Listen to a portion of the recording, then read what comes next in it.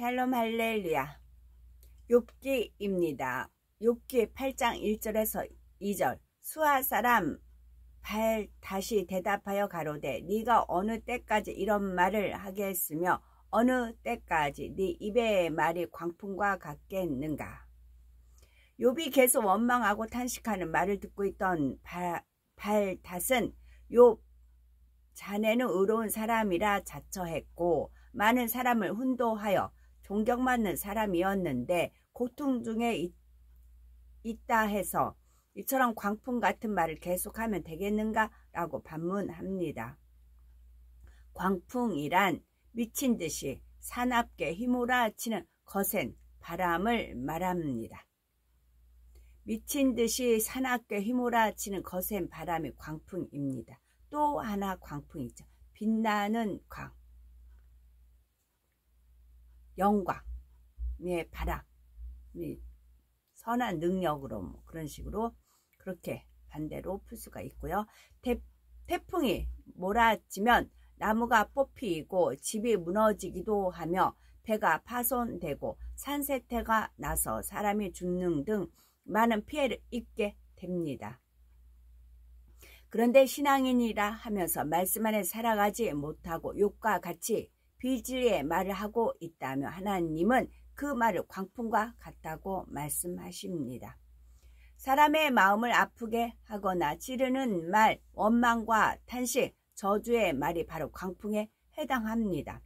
태풍이 우리에게 아무런 유익을 주지 못하는 것과 마찬가지로 광풍과 같은 말은 상대방이나 자신에게 아무 유익이 없습니다. 특히 조직에 머리 되는 사람들은 말을 주의해야 하지요. 머리 된 사람이 말을 어떻게 하느냐에 따라 상대에게 믿음과 소망을 심어줄 수도 있고 반대로 상대를 실족시키거나 은혜를 빼앗아 갈 수도 있기 때문입니다. 또한 배의 작은 키가 향방을 결정하듯 사람이 그 혀를 잘못 사용할 때 그리스도의 몸된 교회 전체가 어려움을 당하는 경우도 있습니다. 가령 오해되는 말, 이간하는 말로 성도들 안에 화평이 깨어짐은 물론 하나님의 영광을 가릴 수도 있습니다. 이처럼 말 한마디가 엄청난 결과를 초래할 수 있음을 깨달아 항상 선의 말, 사랑의 말, 진리의 말로 혀를 다스려야 하지요. 욥기 8장 3절에서 4절. 하나님이 어찌 심판을 굽게 하시겠으며 네 자녀들이 주께 득죄하였으므로 주께서 그들을 그 죄에 붙이셨나니 했습니다. 하나님은 심판을 틀리게 하거나 공의를 어그러뜨리지 않으십니다. 오직 심은 대로 거두게 하시고 행한 대로 갚아주시는 분입니다. 우리에게 임하는 축복이든 시험이든 이유 없는 것은 한 가지도 없습니다. 욥의 친구들은 평소 욥의 자녀들이 욥과는 달리 의롭지 못하다는 사실을 알고 있었습니다. 그래서 빌닷이네요. 빌닷은 욥에게 하나님께서 네 자녀들을 죗값으로 데려간 것인데 어찌하여 하나님을 원망하느냐고 말하는 것입니다. 욥은 자녀들이 잘못한 것을 그대로 두면 자녀들에게 무슨 재앙이라도 임할까봐 자녀들을 대신하여 번제를 드려주곤 했습니다. 이처럼 욥은 평소에 하나님을 두려워했고 따라서 번제를 드릴 때도 마음이 편치 않았지요. 그러나 항상 기도하며 최선을 다해 계명을 지키며 하나님을 사랑하는 사람은 하나님이 함께 하시며 지켜주심으로 두려워할 까닭이 없습니다. 만일 그런 사람에게 어려움과 시험이 왔다면 더 큰 믿음의 성장으로 큰 축복을 주시기 위함이니 기뻐하여 예비하신 축복을 받을 것입니다. 하지만 하나님을 사랑한다 하면서 빛 가운데 살지 못한 것이 있다면 시험 환난을 통해 철저히 회개하고 변화되어야 하지요. 성경을 보면 하나님의 공의를 알려주시는 말씀이 있습니다. 질병에 관한 공의는 출애굽기 15장 26절. 너희가 너희 하나님 나 여호와의 말을 정종하고 나의 보기에 의를 행하며 내 계명에 귀를 기울이며 내 모든 규례를 지키면 내가 애굽 사람에게 내린 모든 질병에 하나도 너희에게 내리지 아니하리니 나는 너희를 치료하는 여호와이니라 말씀하셨지요. 그래서 예수님께서도 38년 된 병자를 치료해 주신 후 그를 성전에서 다시 만났을 때 보라 네가 나았으니 더 심한 것이 생기지 않게 다시는 죄를 범치 말라 말씀하십니다. 질병의 원인이 죄에 있음을 분명히 알려주신 것이지요. 질병뿐만 아니라 여러 가지 어려운 문제나 형통치 못한 일, 시험 환난의 원인은 바로 나 자신에게 있음을 알아야 합니다. 하나님께서는 원수 마귀도 다 주관하시기에 우리가 진리 안에 살아간다면 원수 마귀로부터 지킴받고 형통한 삶을 살아갈 수 있는 것입니다. 욥기 8장 5절에서 7절 네가 만일 하나님을 부지런히 구하며 전능하신 이에게 빌고 또 청결하고 정직하면 네 시작은 미약하였으나 네 나중은 심히 장대하리라 했습니다. 이제라도 하나님께 부지런히 구하며 전능하신 이에게 잘못을 회개하고 마음을 청결케 하면 하나님께서 돌아보시고 회복시켜 주신다는 것입니다. 빌닷의 권면과 같이 욥은 먼저 하나님 그동안 제 마음에 악이 있어 광풍처럼 말을 쏟아냈는데 이런 악한 말들을 용서해 주세요 하면서 잘못을 회개하고 용서를 구해야 합니다. 그런데 이렇게 죄를 입술로만 고백하고 끝나면 아무 소용이 없습니다. 죄를 입술로 고백하며 회개하였다면 이제 그 마음에 있는 죄성, 악의 모양을 버려야 합니다. 그렇게 하면 네 의로운 집으로 형통하게 하실 것이라 했는데 이는 마음과 행함이 바르면 하나님 보시기에 의로운 집이라고 인정해 주신다는 의미입니다. 욥은 지금 밑바닥부터 다시 시작해야 합니다. 자녀도 재물도 없으니 처음부터 하나하나 다시 쌓아 올라가야 하지요. 먼저는 광풍같이 쏟아냈던 말들을 회개하고 돌이켜 마음을 정결케 하며 하나님께 긍휼을 구하면 하나님께서는 다시 형통케 해 주실 수 있습니다. 아무리 시작이 미약해도 하나님께서 역사하시면 순식간에도 창대해 질 수 있는 것입니다. 우리의 가정, 일터, 사업터도 마찬가지입니다. 무엇보다도 먼저는 믿음이 필요하지요. 믿음이 아니면 회개할 수가 없고 돌이킬 수가 없으며 마음이 청결해질 수가 없습니다. 우리가 기도하면서 하나님 말씀대로 지켜 행해 나가면 하늘로부터 영적인 믿음이 오는데 처음에는 겨자씨만한 작은 믿음에서 시작하여 점점 성장해 나갑니다. 겨자씨가 싹이 트고 자라 큰 나무가 되면 많은 새가 깃들듯 우리의 믿음의 분량이 커지면 하나님께서는 이 믿음대로 역사해 주십니다. 뿐만 아니라 영혼이 잘 되어 가는 만큼 하나님께서 가정, 일터, 사업터 등 범사에 형통하고 강건한 축복을 받게 해 주시죠. 그러니 중요한 것은 진리 안에 바로 서는 것입니다.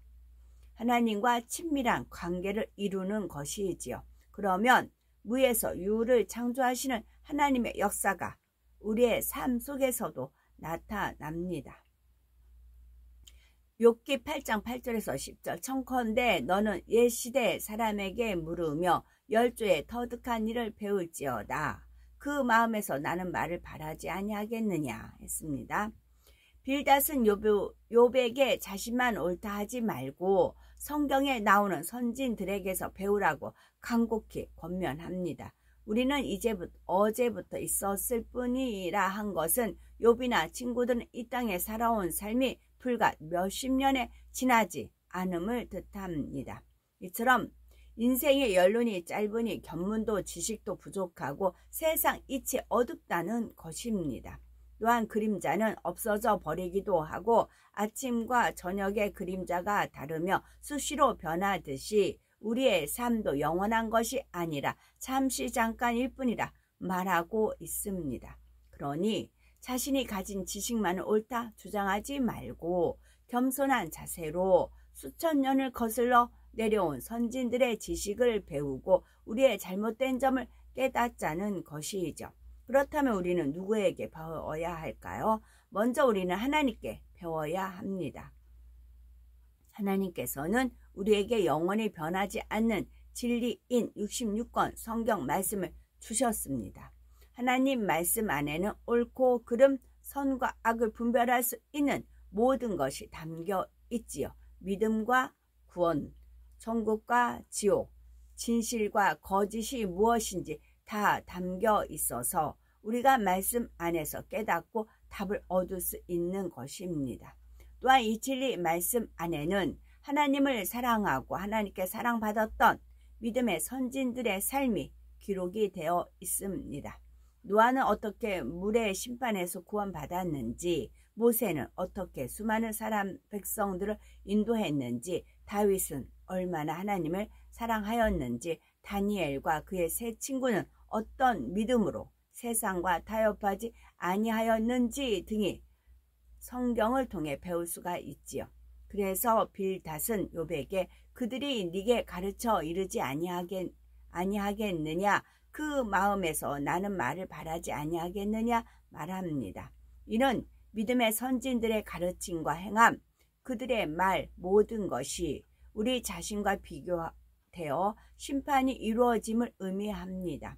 또 하나님께 옳다 인정받은 선진들을 통해 자신을 비추어 보면 내가 옳은지 옳지 않은지, 죄가 있는지 없는지 등을 분별할 수 있다는 것이죠. 욥기 8장 11절에 왕골이 짐벌이 아니고 나겠으며 갈대가 물 없이 자라겠느냐 했습니다. 이전에 엘리베스가 말할 때 욥이 감정이 상해 그 말을 무시하는 모습을 빌닷은 지켜보았습니다. 그래서 직선적인 말을 피해서 비유적으로 조심스럽게 표현하고 있지요. 이는 특히 양떼를 인도하는 주의 종이나 일꾼, 부서의 머리 되는 분들이 배워야 할 점입니다. 윗사람은 반드시 사랑과 덕을 갖추어서 완곡한 표현으로 아랫사람을 깨우쳐 줄 수 있는 지혜가 필요하지요. 또 인내와 절제가 있어서 화가 나도 참을 수 있어야 하고 웃어야 할 때와 울어야 할 때를 분별해야 하며 항상 성령의 주관을 따라 말하고 행동해야 합니다. 왕골은 하늘살이 풀로서 줄기가 질기고 강하여 돗자리, 방석 등을 만드는 데 씁니다. 또한 갈대는 여러 해살이 풀로서 줄기는 수공예품, 돗자리 재료로 쓰이지요. 왕골이나 갈대는 모두 마른 땅이 아닌 물가의 짐벌이나 습지에서 자라는 식물입니다.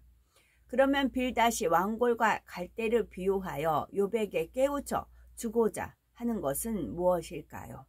왕골이나 갈대는 반드시 물이 있어야 자라는 것처럼 욥에게서 나온 광풍 같은 말은 그 마음에 원인이 있다는 것입니다. 마태복음 15장 18절에 입에서 나오는 것들은 마음에서 나오나니 이것이야말로 사람을 더럽게 하느니라 말씀하신 것처럼 욥의 마음에 악이 있으므로 그처럼 악한 말들이 나왔음을 깨우쳐 주는 것입니다. 빌닷이 욥에게 정작 하고 싶었던 말은 여복의 친구, 자네 입에서 광풍 같은 말이 나올 수 있는 것은 자네가 하나님을 경외하지 않고 하나님을 두려워하지 않기 때문이 아닌가. 자네가 건강할 때는 자식들의 번제도 드려주고 하나님을 두려움으로 섬기지 않았는가. 그런데 이제 고통이 찾아오니 하나님에 대한 경외심도 사라졌고 결국 자네의 마음이 악하기에 광풍과 같은 말들을 계속 쏟아내고 있는 것이네. 이런 의미이지요.